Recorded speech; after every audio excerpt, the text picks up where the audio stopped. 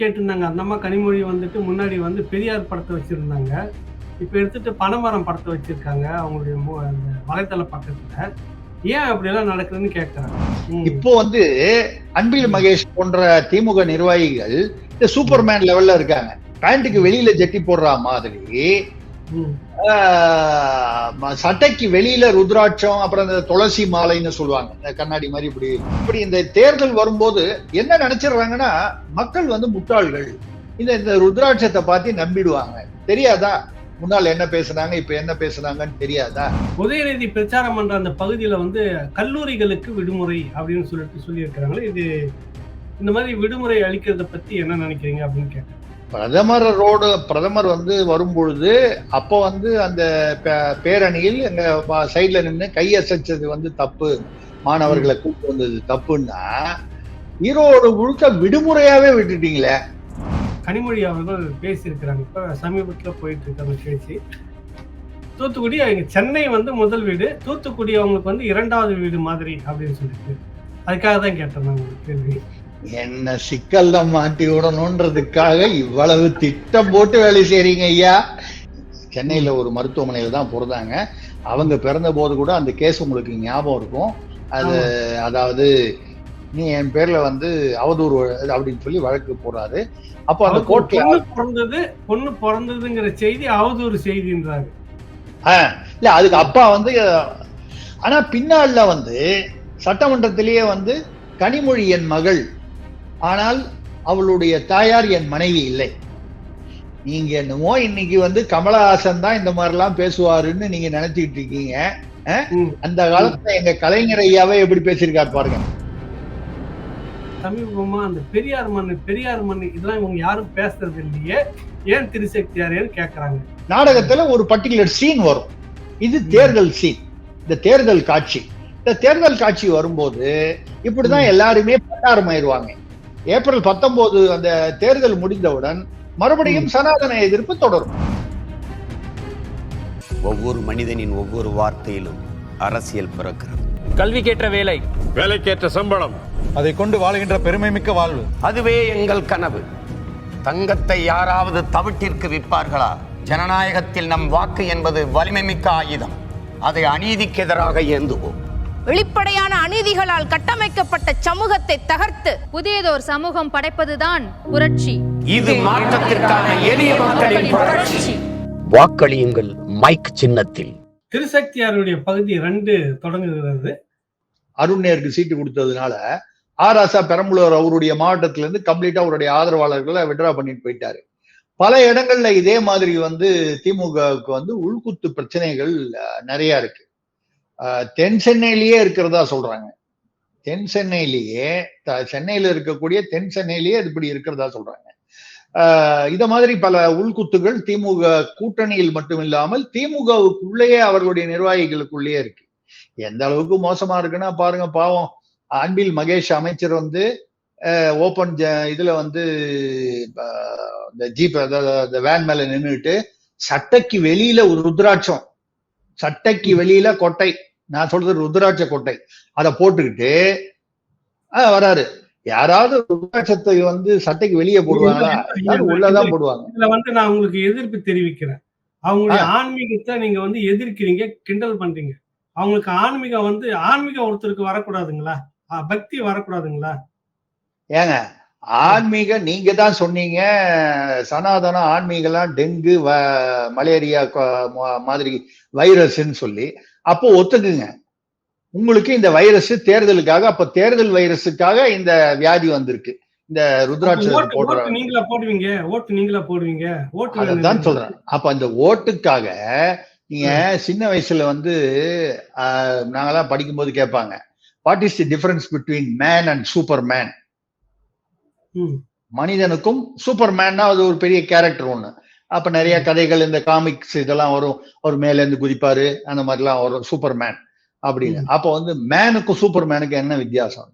அப்ப நாங்கெல்லாம் தமாஷா சொல்லுவோம். அது ஒரு அப்ப அந்த பீரியட்ல மேனுனா வந்து பேண்ட்டுக்குள்ள ஜட்டி போட்டிருப்பான், சூப்பர் மேனுனா பேண்ட்டுக்கு வெளியில ஜட்டி போட்டிருப்பான். நீங்க வேணா அந்த சூப்பர் மேன் படம் பாருங்க, அந்த பேண்ட்டுக்கு வெளியே வந்து ஜட்டி போட்டிருப்பான். இதுதான் மேனுக்கும் சூப்பர் மேனுக்கும் உள்ள வித்தியாசம். இப்போ வந்து அன்பில் மகேஷ் போன்ற திமுக நிர்வாகிகள் இந்த சூப்பர்மேன் லெவல்ல இருக்காங்க. பேண்ட்டுக்கு வெளியில ஜட்டி போடுற மாதிரி சட்டைக்கு வெளியில ருத்ராட்சம், அப்புறம் இந்த துளசி மாலைன்னு சொல்லுவாங்க, இந்த கண்ணாடி மாதிரி இப்படி டிரான்ஸ்பரண்டா இருக்கும் துளசி மாலை. இதெல்லாம் இந்த ஆன்மீகத்தின் அடையாளம். இதெல்லாம் சட்டைக்கு வெளியில போட்டு வர்றாரு. உண்மையிலேயே அவர் வந்து ஆன்மீக நம்பிக்கை இருந்தா சட்டைக்கு உள்ள போடணும், எதுக்கு வெளியில போடுறாரு? இப்ப இன்னும் கொஞ்சம் போக போனால் இவருக்கு வந்து அநேகமா அன்பில் மகேஷோ இல்ல மற்ற அமைச்சர்கள் நிர்வாகிகள்லாம் சட்டைக்கு வெளியில பூணூல் போட்டுக்கிட்டே போவாங்க. அந்த அந்த தொகுதியில ஒரு கால் தேர்தல் நெருங்க அந்த மாதிரி வந்தாலும் வந்துருவாங்க. நீங்க வந்து பக்தியை பாராட்டணும், ஆன்மீக அவங்களுடைய பக்தியை நீங்க பாராட்டணும், விமர்சனம் பண்ணக்கூடாது. வெளிப்படையா தெரியணும் தானே அதெல்லாம் போட்டு வராங்க. அதை மதிக்கணும் இல்ல, அவங்களுடைய ஆன்மீகம் பக்தி முக்தி போயிருக்கு, பக்தி முக்தி போயிருக்கிறது நீங்க இல்லைங்க. நம்ம வந்து அதுக்கு எக்கச்சக்க மரியாதை கொடுக்குறோம். அவங்க வந்து இப்படி பண்ணது வந்து இப்போவாவது புத்தி தெளிஞ்சு ஆன்மீகத்துக்கு வந்தாங்களே, புத்தி பேதலிச்சு இருந்தவங்க புத்தி தெளிஞ்சு இப்ப வந்து ஆன்மீகத்துக்கு வந்தாங்களே, நம்ம சந்தோஷப்படுறோம். இப்போ உதாரணத்துக்கு ஏற்கனவே கூட பேசணும், நம்ம ஆராசா அவர்கள் போன எபிசோட்ல பேசணும். அவர் வந்து என்னுடைய மனைவி ராம பக்தை அப்படின்லாம் சொல்லி பேசினாரு. இறந்து போன மனைவி வந்து யாரு? அவங்க பேர் ஜோசலின் பரமேஸ்வரி. அவங்க கிறிஸ்துவ முறைப்படி அடக்கம் செய்த அந்த அம்மாவை வந்து ராம பக்தை, வாரத்துக்கு 3 நாள் சிவனுக்கு விரதம் இருப்பாங்க, முருகனுக்கு விரதம் இருப்பாங்க, பெருமாளுக்கு விரதம் இருப்பாங்க. உண்மையிலேயே அந்த அம்மா பாவம் வந்து உயிரோட இருந்திருந்தா எந்திரிச்சு கையில எண்ணத்தை தூக்கி இருக்கும்ன்றது நான் சொல்ல வேண்டியது இல்லை, நாகரிகம் இல்லை, எதை எடுத்திருக்கும் கையிலன்னு. ஏன்னா நான் என்ன சொல்றேன், அந்த அம்மா கிறிஸ்தவ மதத்தை சேர்ந்தவர்கள், கிறிஸ்தவ நம்பிக்கை உள்ளவர்கள். அவங்கள போய் நீங்க ராம பக்தைன்னு யாரோ ஒரு சாதாரண ஒரு இந்துவை பார்த்தா ஒரு ராம பக்தர்னு சொல்லலாம், சிவபக்தர்னு சொல்லலாம், தப்பில்லை. அவங்க கிறிஸ்தவ மதத்தை சேர்ந்தவர்கள், கிறிஸ்தவ முறைப்படி அடக்கம் கூட செய்திருக்கிறீர்கள். அவங்க வந்து ராம பக்தை, சிவனுக்கு பெருமாளுக்கு எல்லாம் விரதம் இருந்தாங்கன்னு சொல்றது வந்து உண்மையிலேயே அவங்களையே வந்து அது அவமானப்படுத்துற மாதிரி. அதான் சொன்னேன், நல்ல வேளை அவங்க வந்து இல்ல, இருந்திருந்தா கையில எது கிடைக்குதோ அதை எடுத்திருப்பாங்க. ஆக இப்படி இந்த தேர்தல் வரும்போது என்ன நினைச்சிடுறாங்கன்னா, மக்கள் வந்து முட்டாள்கள், இந்த ருத்ராட்சத்தை பார்த்து நம்பிடுவாங்க. தெரியாதா முன்னால் என்ன பேசுனாங்க, இப்ப என்ன பேசுனாங்கன்னு தெரியாதா? சரி, ஒருவேளை அவங்களுடைய தந்தை பெரியாரை எதிர்க்க வந்திருந்தாங்கன்னா அந்த கொட்டை, ருத்ராட்ச கொட்டை, அந்த மாலை எல்லாம் என்ன பண்ணுவாங்க ஐயா? நீங்க அப்படி கேட்க கூடாது. பெரியார் எந்திரிச்சு எதிரில வந்திருந்தாருன்னா அப்ப 21ஆம் பக்கம் திட்டினாரு பாருங்க, அத மறுபடியும் இன்னும் விவரமா சொல்லியிருப்பாரு. 21ஆம் பக்கத்துல என்ன எழுதினாரோ அதை இன்னும் விவரமா விளாவாரியா அவருடைய அந்த ஸ்டைல்ல சொல்லியிருப்பார். நல்ல வேளை பெரியார் வந்து பாவம் அவர் வந்து நல்லபடியா போய் சேர்ந்துட்டாரு, அதனால இவங்க தப்பிச்சாங்க. ஏங்க இவங்க வந்து கம்பராமாயணம் வந்து ஆபாச நூல்னு அண்ணாதுரை சொன்னாரு. ஆனா வந்து அதே மாதிரி பெரிய புராணத்தை கொளுத்தணும், சிலப்பதிகாரம் வந்து வேசி நூல், திருக்குறள் மலம்னு ஈவேரா சொன்னாரு. கண்ணனை வந்து, அதாவது பகவான் கண்ணனை வந்து பொறுக்கி ஸ்ரீலோலன்னு ஆசிரியர் ஐயா சொன்னாரு. இப்படி இவங்க வந்து இதெல்லாம் வந்து என்ன, எதுக்காக இதெல்லாம் வந்து இந்த இவ்வளவும் அப்படின்னு கேட்டீங்கன்னா, முதல்ல ஆட்சிக்கு வரணும், அதுக்கு இந்துக்கள் ஓட்டு போடணும். இந்துக்கள் இப்போ ஒரு சனாதன எதிர்ப்பு இதெல்லாம் வச்சுக்கிட்டு ஓட்டு போடாம போயிடுவாங்களோன்ற பயம் இருக்கு. இதெல்லாம் தாண்டி இந்து அறநிலையத்துறைய நம்ம கையில இருந்தா தானே இந்த கோயில்ல வருஷம் வரக்கூடிய கோடிக்கணக்கான பணத்தை வாங்கி சிறுபான்மையினருக்கு கொஞ்சம் செலவழிச்சுட்டு மிச்சத்தை வந்து நம்ம என்ன செய்யணுமோ அதை செஞ்சுட்டு போயிருவோம். இந்த அஜெண்டாவுக்கெல்லாம் தான் இல்ல ஒன்னு தெளிவா அந்த மிச்சத்தை என்ன செய்யணுமோ செய்துட்டுனா என்ன அது தெளிவா சொல்லுங்களா கொஞ்சம்? ஏங்க அது என்ன செய்யறாங்களோ அவங்கள கேட்டாதானே தெரியும் அது இது வரைக்கும் என்ன செஞ்சிருக்காங்கன்றது. அதாவது இதுல இருந்து வருஷத்துக்கு 50,000 கோடிக்கு மேல வருதுன்னு சொல்றாங்க இந்து அறநிலையத்துறை. டாஸ்மாகோட அதிகமா வருது உண்டியல் மற்ற கோயிலுடைய பணம். அந்த பணத்துல கிறிஸ்தவ ஆலயங்கள் மேம்பாடு, அப்புறம் வந்து மசூதிகள் மேம்பாட்டுக்காக ஒரு பகுதி செலவு பண்றாங்க. ஆனா அவங்க வந்து தனியார் உண்டியல் வச்சிருப்பாங்க, தனியார் அவங்க வந்து பணம் வந்து வச்சிருப்பாங்க. அந்த பணத்தை அவங்க அரசாங்கத்துக்கு தர மாட்டாங்க. இந்து வந்து இந்து கோயில்ல போடுற பணம் அரசாங்கத்துக்கு சொந்தம், சரிங்களா? கிறிஸ்தவர்கள் அவர்களுடைய சர்ச்சில் வசூலிக்கிற பணம் அவங்களுக்கு தான் சொந்தம். இஸ்லாமியர்கள் அவங்களுடைய மசூதி தர்கால வசூலிக்கிற பணம் அவங்களுக்கு மட்டும்தான் சொந்தம். அதை நாங்க கேட்க மாட்டோம், அவங்களுக்கு இதுல இருந்து எடுத்து கொடுத்துருவோம். மிச்சம் இருந்ததுன்னா அப்படி அதை ஒதுக்கிடுவோம். நான் அதை ஒரு பக்கமா ஒதுக்கிடுவோம். எந்த பக்கமா ஒதுக்கிடுவோன்றத நீங்க என்ன கேட்கறத விட இடியில கேட்டாதான் கரெக்டா சொல்லுவாங்க. இடிய கேட்டா கரெக்டா சொல்லுவாங்க எங்கெல்லாம் ஒதுக்கி இருக்காங்க. ராஜபாண்டி மதுரை அங்கிருந்து கேள்வி கேட்டிருக்கிறாரு. உதயநிதி பிரச்சாரம் பண்ற அந்த பகுதியில வந்து கல்லூரிகளுக்கு விடுமுறை அப்படின்னு சொல்லியிருக்கிறாங்களே, இது இந்த மாதிரி விடுமுறை அளிக்கிறத பத்தி என்ன நினைக்கிறீங்க அப்படின்னு கேட்கிறாரு.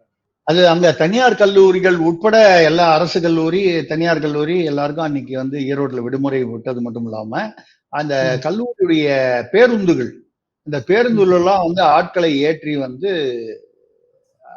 இந்த திமுகவுடைய உதயநிதியுடைய பரப்புரைக்கு அதை வந்து அட்டன் பண்றதுக்காக கூட்டு வந்தாங்க அப்படின்னு சொல்லி தகவல்கள் வந்திருக்கேன். நான் இல்லை என்னன்னால் இவங்கதான் வந்து இப்போ சமீபத்துல வந்து கோவையில வந்து பிரதமர் அவர்கள் அந்த ரோட் ஷோ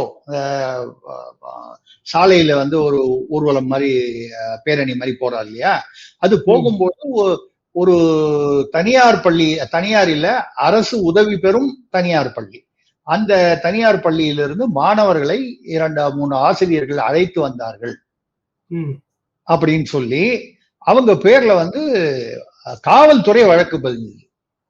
காவல்துறை எஃப்ஐஆர் கூடாது அப்படின்னு சொல்லி கோர்ட் வந்து அது வந்து தள்ளுபடி பண்ணிருச்சு, எஃப்ஐஆர் பண்ணக்கூடாதுன்னு. ஆனா துறை ரீதியான விசாரணை தொடரலாம் அப்படின்னு சொல்லிட்டாங்க. துறை ரீதியா விசாரிக்கிறாங்க எப்படி வந்து நீங்க வந்து கூட்டு போனீங்கன்னு. இதுக்கு கோர்ட் என்ன சொல்லியிருக்குன்னா, ஒரு பிரதமர் வராருன்னு சொல்லும் போது பள்ளி மாணவர்களை வந்து ஆசிரியர்கள் அழைத்துதான் வந்தார்கள் அப்படிங்கிறது உண்மையானால் அது தவறில்லை, துறை ரீதியா நீங்க விசாரிங்க அப்படின்ட்டாங்க. ஏங்க பிரதமர் வந்து வரும்பொழுது அப்போ வந்து அந்த பேரணியில் எங்க சைட்ல நின்று கையசைச்சது வந்து தப்பு, மாணவர்களை கூட்டு வந்தது தப்புன்னா ஈரோடு முழுக்க விடுமுறையாவே விட்டுட்டீங்களே. விடுமுறையே விட்டுட்டு அன்னைக்கு ஒரு நாளைக்கு வந்து ஏதோ இந்த தைப்பூசத்துக்கு லீவ் விட்டா மாதிரி விட்டுட்டு நீங்க அந்த பஸ் எல்லாம் வந்து வச்சு கூட்டு வந்தீங்கன்னால் இவர்களுடைய இந்த எப்பவுமே வழக்கமா வந்து அந்த ரெட்ட வேஷம், ஏன் முதுகுல என்ன இருக்குன்றதே பாக்குறது இல்ல. அவன் முதுகுல பாரு ஒரு புள்ளியா ஒரு அழுக்கு தெரியுது பாரு, இவன் முதுகே புள்ளியா இருக்கு, இவங்களுக்கு கண்ணங்கரையால இருக்கு முதுகு. ஆனா இன்னொருத்தனை பார்த்து வந்து அங்க பாரு வட்டமா ஒரு புள்ளி தெரியுது பாரு அவன் முதுகுல. அதாவது நீங்க, நான் என்ன சொல்றேன், அந்த பள்ளி மாணவர்களை அழைத்து வந்தது தவிர்க்கப்பட்டிருக்க வேண்டியது. பள்ளி மாணவர்களை பள்ளி நேரத்தில் அது வந்து பிரதமர் என்றால் கூட அது எப்போ வந்து அது ஓகேன்னா, தேர்தலுக்கு இல்லாமல் பிரதமர் சாதாரணமாக ஒரு அரசு விழாவில் கலந்து கொள்ளும் பொழுது இந்த பள்ளி மாணவர்களை அழைத்து வந்திருந்தால் அதில் தவறில்லை. நம்ம எல்லாருமே பிரதமரை பார்க்கணும், இன்னைக்கு நம்ம நாட்டோட பிரதமரை பார்க்கறதுக்கு ஒரு வாய்ப்புன்னு சொல்லி கூட்டு வந்தா அது தவறே இல்லை. ஆனால் அது அரசியல் சம்பந்தப்பட்ட தேர்தல் தொடர்பான ஊர்வலம், ரோட் ஷோ பிரதமர் போது அந்த பள்ளி ஆசிரியைகள் தவறு செய்தார்கள் என்பதுதான் என்னுடைய கருத்து. அவங்களே தப்பு செஞ்சாங்கன்னு சொன்னா ஈரோடு முழுக்க வந்து நீங்க லீவ் விட்டீங்கன்னா அப்ப என்ன செஞ்சிருக்கணும்? தேர்தல் கமிஷன் வந்து தவறி விட்டது. அந்த சிஇஓ, அந்த ஈரோடுக்கான தலைமை கல்வி அதிகாரி இருக்காருல்ல, சிஇஓன்னு சொல்லுவோம், டிஇஓ சிஇஓ, அவர்களை உடனடியா இடைநீக்கம் செய்திருக்க வேண்டும். எப்படிங்க கல்லூரிக்கெல்லாம் லீவ் விடுவீங்க? இப்ப உதயநிதி வந்து கிட்டத்தட்ட ஒரு நாளைக்கு அட்லீஸ்ட் ஒரு 3-4 மாவட்டத்துக்காவது பலப்புரைக்கு போவாரு. 4 மாவட்டத்திலையும் காலேஜ் எப்படி மூடிக்கிட்டே வந்தீங்கன்னா ஒரு மாவட்டத்திலையும் தினமும் இப்ப இன்னைக்கு வந்த மாவட்டத்துக்கே கூட இன்னொரு இடத்துக்கு ஈரோட்லயே இன்னொரு பகுதிக்கு வந்து 4 நாள் கழிச்சு கூட போவாரு. எல்லாரும் மாறி மாறி. பிரதமரே வந்து இது இப்போ இன்னைக்கு வர்றது வந்து 7வது முறை வராரு தமிழ்நாட்டுக்கு தேர்தலுக்காக. அப்போ அதே மாதிரி வந்து எல்லா தலைவர்களும் அப்படி வருவாங்க. இப்படி லீவ் விட்டுக்கிட்டே போனீங்கன்னா அதாவது இது தவிர்க்க வேண்டியது, கண்டிக்கப்பட வேண்டியது. சரி, அடுத்த ஒரு முக்கியமான கேள்வி. இப்ப நீங்க ஹைதராபாத்ல இருக்கீங்க, சரிங்க.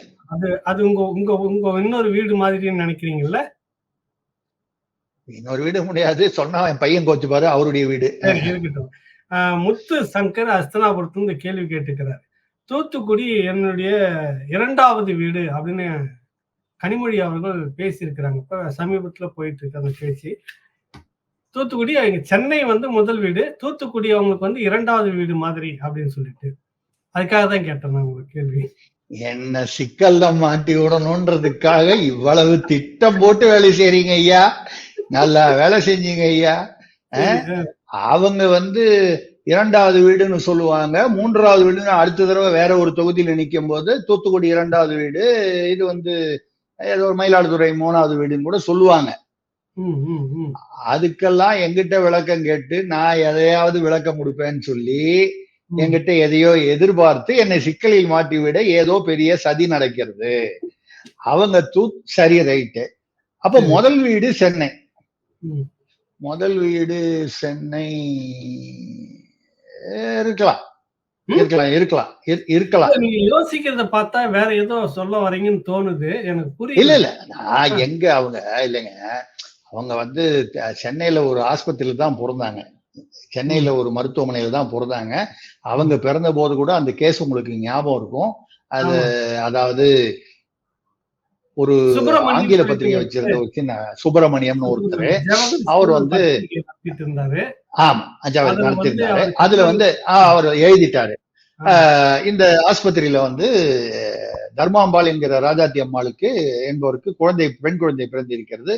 அப்பா பேரு கருணாநிதினு போட்டிருக்கு அப்படின்னு தான் எழுதினார், வேற ஒண்ணும் எழுதல. அப்பொழுது கலைஞர் மு கருணாநிதி அவர்கள் வந்து பிடபிள்யூடி மினிஸ்டரா இருக்கார், பொதுப்பணித்துறை அமைச்சர். அப்ப இது கோர்ட்ல வந்து அவர் பேர்ல டெபமேஷன் போடுறாரு. நீ என் பேர்ல வந்து அவதூறு அப்படின்னு சொல்லி வழக்கு போடுறாரு. அப்போ அந்த கோர்ட்ல பொண்ணு பிறந்ததுங்கிற செய்தி அவதூறு செய்தின்றாரு. இல்ல அதுக்கு அப்பா வந்து மு கருணாநிதி கருணாநிதினு போட்டிருக்குன்னு சொன்னாரே தவிர அரசியல்வாதி கருணாநிதினும் அமைச்சர் கருணாநிதி திமுக கருணாநிதினு அவர் சொல்லல பத்திரிகையில. ஆனாலும் அவரு வந்து கோர்ட்ல என்ன ஆர்கியூ பண்ணாரு அந்த சுப்பிரமணியம், கருணாநிதின்னு சொன்னா நாட்டுல எத்தனையோ கருணாநிதி இருக்கான்னு சொல்றான், நீ ஏன் எடுத்துக்கிற அப்படின்னு வாதாடுறாரு அவருடைய வக்கீல். அதுக்கு கலைஞர் ஐயா அவர்கள் என்ன சொன்னாருன்னா, மு கருணாநிதினா சினிமாவில கூட ஒரு கருணாநிதி இருக்காரு, ஒரு காமெடியன் கருணாநிதி. ஆனா மு கருணாநிதினு நான் மட்டும்தான் பிரபலமான ஒருத்தன், அரசியல்ல இருக்கட்டும் இல்ல எதுலயா இருக்கட்டும். அப்ப நீங்க என்னதான் எழுதிருக்கீங்கன்னு சொல்லி அந்த ஆள் அந்த பெண்ணுக்கும் எனக்கும் அந்த குழந்தைக்கும் எனக்கும் எந்த தொடர்பும் இல்லை, இது அவதூறு அப்படின்னு சொல்லி அந்த ஆளுக்கு 6 மாசமும் 1 வருஷமும் ஜெயில் தண்டனை கொடுத்து 6 மாசம் சிறை தண்டனை கொடுத்திருந்தாங்க. சிறை கொடுத்து அவர் வந்து சிறையில இருந்து வெளியாகி சில நாட்கள் உடல் நலம் பாதிக்கப்பட்டு இறந்து போயிட்டார். ஆனா பின்னால வந்து சட்டமன்றத்திலேயே வந்து கனிமொழி என் மகள், ஆனால் அவளுடைய தாயார் என் மனைவி இல்லை. நீங்க என்னமோ இன்னைக்கு வந்து கமலஹாசன் தான் இந்த மாதிரி எல்லாம் பேசுவாருன்னு நீங்க நினைச்சுக்கிட்டு இருக்கீங்க. அந்த காலத்துல எங்க கலைஞர் ஐயாவே எப்படி பேசியிருக்காரு பாருங்க. கமலஹாசனுக்கெல்லாம் அவர் வந்து தாத்தா எப்படி பேசியிருக்காரு பாருங்க, அது சட்டமன்றத்துல. கனிமொழி என் மகள், ஆனால் அவருடைய தாய் என் மனைவி இல்லை. சரி, வேற ஒரு மேடையில வந்து மனோரமா, ரஜினிகாந்த், இவரு கமலஹாசன் எல்லாம் உட்கார்ந்து இருக்கிற மேடையில கலைஞர் பெருமையா சொல்றாரு. முதல்ல ஏதோ ஒரு டயத்துல எனக்கு உடம்பு சரியில்லைன்ன போது ராஜாத்தி அம்மாள் ஓடி வந்து தலைவரி கோலமா அழுதாங்க. அப்ப மனோரமா பக்கத்துல இருந்தாங்க. அப்ப திடீர்னு தயாளு அம்மா அப்பதான் அங்க இருந்தாங்க. யார் இந்த பொம்பளை, இது ஏன் வந்து அழுகுது, என் புருஷனுக்கு உடம்பு சரியில்லைன்னா? ஐயா தெரியாதா, இவங்கதான் அந்த ராஜாத்தி அம்மாள். ஓ அந்த அது வரைக்கும் அவங்க கேள்விதான் பட்டிருக்காங்க, ஆனா தெரியல அந்த ராஜாத்தி அம்மாளா அப்படின்னு. இது வந்து ஆக மனோரமா ஆட்சி தான் என்னை வந்து போட்டு கொடுத்தார் அப்படின்னு வந்து மேடையில கருணாநிதி அதுக்கு கைத்தட்டி சிரிச்சாங்க எல்லாம். ரஜினிகாந்த், கமலஹாசன் எல்லாம் பெருசா கைத்தட்டி சிரிச்சாங்க. மனோரமா வந்து பெருமையா தலையாட்டிக்கிட்டாங்க. இதுதான் இவங்களுடைய சித்தாந்தம். அந்த வகையில இவரு கேட்கிற அந்த 2வது வீடு 3வது வீடு இதெல்லாம் நமக்கு தெரியலைங்க.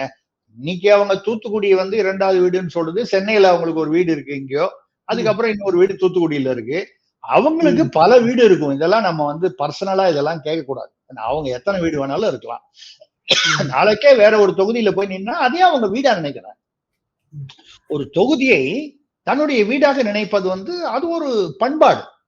அந்த தொகுதி பேர்ல இருக்கிற பாசம், அந்த பாசத்தை பாராட்டி விட்டு தயவு செய்து அடுத்த கேள்விக்கு போயிடுங்க ஐயா. அடுத்த கேள்வி இதோட கொடூரமான ஒரு கேள்வி. தஞ்சாவூர் பேராசிரியர் தமிழ்வாணன் கேட்டிருக்கிறாரு.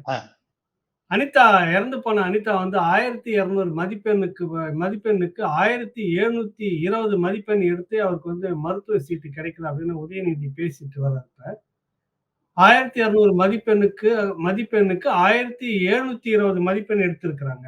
இது நீங்க எப்படி பாக்குறீங்க திருசக்தியார் அப்படின்னு கேட்கிறேன். இது சொல்லும் போது இன்னொரு உதாரணம் சொல்லி அதை சொல்ல வேண்டியிருக்கு. ம், ம். உதயநிதி அவர்கள் வந்து திருச்சியில நினைக்கிறேன், நம்ம துரை வைக்கோ நிக்கிறது திருச்சி தானே? ஆமா, திருச்சியில ஆமாங்க. நிக்கிறாரு. ஆ, அங்க திருச்சியில போய் பரப்புரை பண்ணும் பொழுது ம், பேசி அது பேசி முடிக்கும் பொழுது, ஆகவே அனைவரும் இந்த தேர்தலில், திருச்சி பாராளுமன்ற தேர்தலில் உதயசூரியன் சின்னத்திற்கு ஓட்டு போட வேண்டும் என்று கேட்டுக்கொள்கிறேன் அப்படின்னு பேசுறாரு. ம், உடனே வந்து ஜனங்கள்லாம் வந்து உதயசூரியன்ல தீப்பெட்டி தீப்பெட்டி, ஏன்னா அவர் தீப்பெட்டி சின்னத்துல நிக்கிறாரு. அவரே வந்து பம்பர் சின்னத்துல நிக்கலன்னா ஓட அழுதா இருப்போம். நம்மளாம் கூட பார்த்து வருத்தப்பட்டோம். அவர் அந்த ஒரு செத்தாலும் மேடையில, நான் வந்து தனிச்சின்னத்துலதான் நிப்பேன் அப்படின்னாரு. ஆமா, செத்தாலும் நான் பம்பர சின்னத்துலதான் வந்து நிப்பேன் அப்படின்னாரு.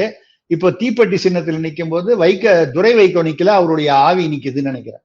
ஏன்னா அவரு, ஏன்னா தன்மானம் இருந்தா செத்துருப்பார்ல, பம்பரம் கொடுக்கலன்னு ஒண்ணு. தன்மானம் உள்ள ஆளா இருந்தா அவர் என்ன பண்ணிருக்கணும்? செத்துருக்கணும். எனக்கு என்னமோ துரை வைக்கோ தன்மானம் உள்ள ஆள் தான் நான் நினைக்கிறேன். அவங்க அப்பாவை போலவே அவரும் தன்மானம் உள்ளவர். இல்ல இல்ல இல்ல, போற போக்குல ஒண்ணு சொல்லிட்டீங்கல்ல, இது அவங்க அப்பாவை போலவே தன்மானம் உள்ளவர் அப்படின்னு. அதான் விஷயம். அப்போ அந்த தன்மானம் இருக்கிறவர் அப்படிங்கிறதுனால இப்ப நிக்கிறதே வந்து, நான் மட்டும் வந்து எதிரணியில பாஜக அணியிலயோ இல்ல அதிமுக அணியிலயோ இருக்கிற வேட்பாளராக இருந்தால் நான் உடனடியா ஒரு தேர்தல் ஆணையத்துக்கு நான் வந்து ஒரு வழக்கு தொடுத்துருவேன், இல்ல ஒரு நோட்டீஸ் கொடுத்துருவேன். என்னன்னு கேட்டால், துரை வைக்கோ தன்மானம் உள்ளவர், பம்பர சின்னம் இல்லைன்னா நான் செத்தாலும் பம்பர சின்னத்துலதான் நிப்பேன்னாரு. இப்போ தீப்பெட்டியில நிக்கிறாரு. அப்போ அவரு ஒண்ணு அவர் செத்து போயிட்டாரு அனௌன்ஸ் பண்ணணும். செத்து போயிட்டாருன்னு சொன்னா அது நியாயம் இல்லை, அது அநாகரிகம். தேர்தலும் வந்து கேன்சல் ஆயிடும், ஏற்கனவே நம்ம பேசியிருக்கோம். இல்லைன்னு சொன்னா அவரு துரை வைகோ வந்து எனக்கு தன்மானம் எல்லாம் கிடையாது அப்படின்னு அனௌன்ஸ் பண்ணணும் பப்ளிக்கா. இது ரெண்டுக்குள்ள ஒண்ணு நடக்கலைன்னா தேர்தலை கேன்சல் பண்ணணும்னு சொல்லி ஒரு நோட்டீஸ் கொடுத்துருக்கணும். அதிமுகலையும் விட்டுட்டாங்க, பாஜகலையும் விட்டுட்டாங்க. இப்ப நம்ம விஷயத்துக்கு வருவோம், உதயநிதி விஷயத்துக்கு. அவர் வந்து தீப்பெட்டி சின்னத்துக்கு வந்து ஓட்டு போடுங்க அப்படின்னு சொல்றதுக்கு பதிலா உதயசூரியன் சின்னத்துக்கு போடுங்கன்றாரு. பொதுமக்கள்ல இருந்து தீப்பெட்டி தீப்பெட்டி தீப்பெட்டின்னு ஞாபகப்படுத்துறாங்க.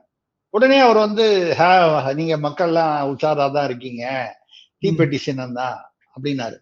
இது வலைதளத்துல எடுத்து போட்டு நான் என்ன சொல்றேன்னா, நான் இதுல உதயநிதிக்கு ஆதரவா பேசுறேன். எப்படி பேசுறேன்?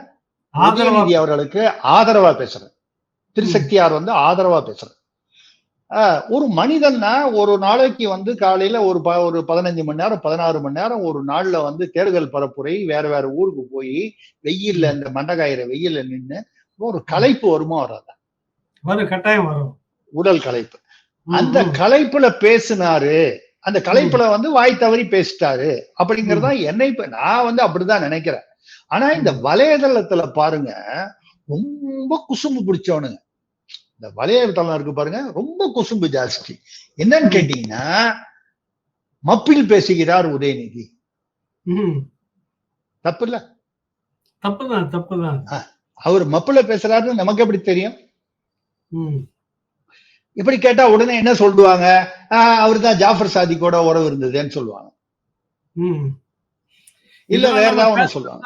இது அவதூறுல வரும். அது இல்ல, நான் ஆதரவா பேசுறேங்க. ஐயோ, நான் உதயநிதிக்கு ஆதரவா பேசுறேன்.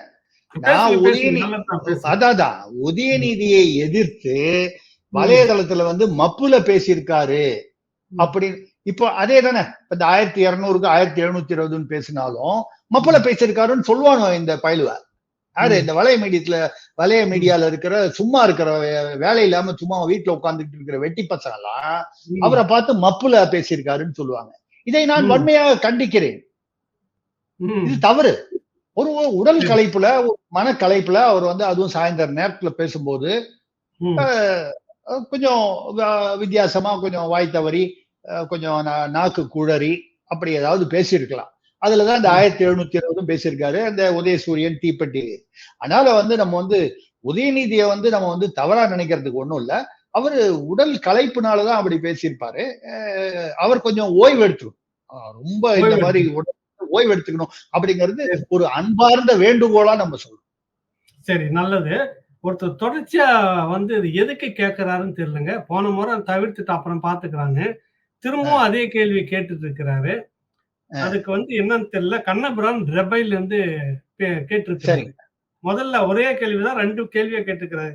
என்னை விட்டு விலகி போனவர்கள் வேசி மகன்கள் என்று திமுக பிரிந்து போன திமுகவினரை பார்த்து பெரியார் கேள்வி கேட்டிருந்ததை பத்தி என்ன நினைக்கிறீங்க அப்படின்னு இப்ப ஏன் கேட்கிறாருன்னு எனக்கு தெரியாதுங்க. உண்மையிலே எனக்கு தெரியாது. திரும்ப அவர் கேட்கிறாரு. அதுல இன்னொன்னு வந்து என்னன்னா, எலெக்ஷன் ஆரம்பிச்ச பிறகு இப்ப சமீபமா அந்த பெரியார் மண்ணு இதெல்லாம் இவங்க யாரும் பேசுறது இல்லையே, ஏன் திருசக்தியாரேன்னு கேட்கறாங்க. இப்பவும் சொல்றேன், நான் எதுவுமே இல்ல, அவர் கேட்டிருக்கிறாரு, நான் உங்ககிட்ட சொல்றேன். அவ்வளவுதான். நான் இப்பவும் சொல்றேன், ராவணா எந்த பதிலும் சொல்லல. ஏகலைவன் ராவணா மூலமா கேள்வி கேட்கிறாரு, வாசகருடைய கேள்வியை. அதுக்குதான் நான் பதில் சொல்றேன். சரி, அந்த காலத்துல வந்து ஈவேரா அவர்கள் வந்து திமுக பிரிந்து போன போது என்னை விட்டு விலகி செல்பவன்கள் வேசி மகன்கள் அப்படின்னு திமுக விமர்சனம் பண்ணியிருக்காரு.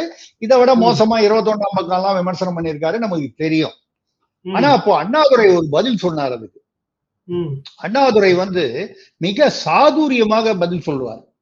அண்ணாதுரை அறிஞர் அண்ணா ரொம்ப சாதுரியமாக பதில் சொல்வதில் அவர் வந்து என்ன சொல்லுவாங்க, ஸ்பெஷலிஸ்ட். அவர் என்ன சொன்னாரு, அதனால்தான் சொல்கிறோம் பெரியார் தான் எங்கள் தந்தைன்னு. அப்படின்னா என்ன அர்த்தம்னு புரிஞ்சுங்க. ஆக வேசி மகன்கள் சொல்றது ஆமா கரெக்ட் தான், ஆனா அப்பா நீதான். எவ்வளவு தமிழனுக்கு எவ்வளவு பெருமையாக இருக்குன்னு பாருங்க. நம்மளுடைய தமிழர் பண்பாட்டையும் நம்ம பாரம்பரியத்தையும் ஈவேரா அவர்களும் சரி, அறிஞர் அண்ணா அவர்களும் சரி, திராவிட கழகம், திராவிட முன்னேற்ற கழகம் இவர்கள் எப்படி நிலைநிறுத்தி இருக்கிறார்கள்.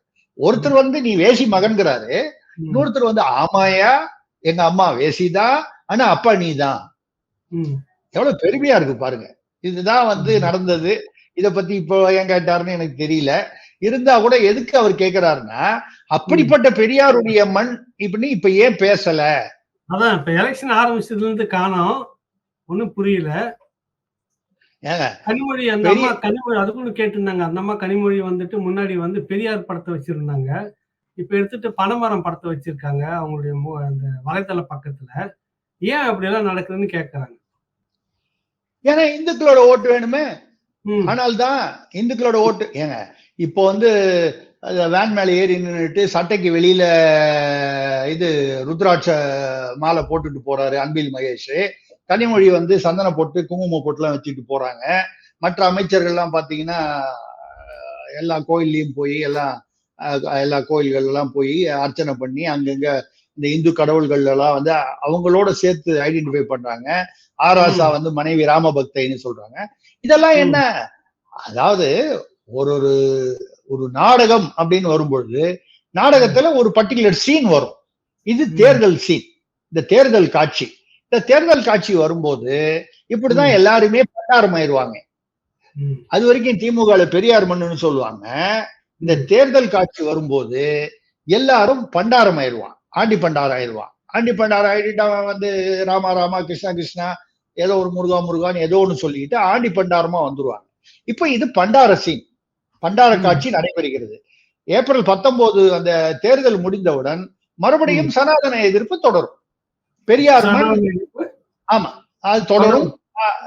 அப்ப வந்து அது வரைக்கும் வந்து இது வந்து என்ன மண்ணுன்னே சொல்ல மாட்டாங்க. அதை பத்தி அன்னைக்குல இருந்து வந்து அந்த 19ஆம் தேதினா 20ஆம் தேதி அந்த 19ஆம் தேதியை ஒட்டி நம்ம இதுக்கப்புறம் மறுபடியும் இது பெரியார் மண். அதுக்கப்புறம் நம்ம சீட்டு ஜூன் 4ஆம் தேதி இன்னைக்கு 10 சீட்டு ஜெயிச்சாலும் 20 சீட்டு ஜெயிச்சாலும் 30 சீட்டு ஜெயிச்சாலும் திமுக கூட்டணி இது பெரியார் மண். அதனால 2026 தேர்தல் வந்துட்ட உடனே அப்ப மறுபடியும் ஆண்டி பண்டாரம். இந்த தினத்தந்தியில வந்து ரொம்ப வருஷமா ஆண்டி பண்டாரம் அப்படின்னு சொல்லி ஒரு காலம் ஒண்ணு வரும். எல்லாரும் அதை ஆர்வமா பார்ப்பாங்க. அது மாதிரி இது வந்து அந்த ஆண்டி பண்டாரம்ங்கிறது ஒரு வேஷம். இப்ப அந்த வேஷம் போட்டுக்கிட்டு இருக்காங்க. மறுபடியும் அடுத்த தேர்தல் வரும்போது அந்த வேஷம் போடுவாங்க. காசை கொடுத்து ஓட்டு வாங்குபவன் பாவி, அந்த காசை வாங்கி கொண்டு ஓட்டு செலுத்துபவன் தேச துரோகி. நான் காளியம்மாள் பிரகாசன், சுற்றுச்சூழல் ஆர்வலர், மயிலாடுதுறை நாடாளுமன்ற தொகுதியின் நாம் தமிழர் கட்சி வேட்பாளர். நாம் வணங்குவதற்கு பல சாமிகள் உண்டு, ஆனால் வாழ்வதற்கு ஒரே ஒரு பூமிதான் உண்டு. காட்டு வளம், கனிம வளம், நீர்வளம், நிலவளம், மலைவளம், கடல் வளம், இவை அனைத்தையும் காக்க உங்கள் பிள்ளைகள் எங்களுக்கு வாக்கு தந்து வலிமைப்படுத்துங்கள். நாம் தமிழர் கட்சிக்கு வாக்களியுங்கள். நாளைய தலைமுறைக்கு வாழ்வழியுங்கள். புரட்சி எப்போதும் வெல்லும். எங்கள் வெற்றி அதை சொல்லும். புரட்சி என்பது தலைகீழ் மாற்றம். மாற்றம் என்பது சொல்லல்ல, செயல். மாற்றத்தை விரும்புகிறவரா நீங்கள்? நாமே மாற்று, நாம் தமிழரே மாற்று. இது மாற்றத்திற்கான எளிய மக்களின் புரட்சி. வாக்களியுங்கள் மைக் சின்னத்தில்.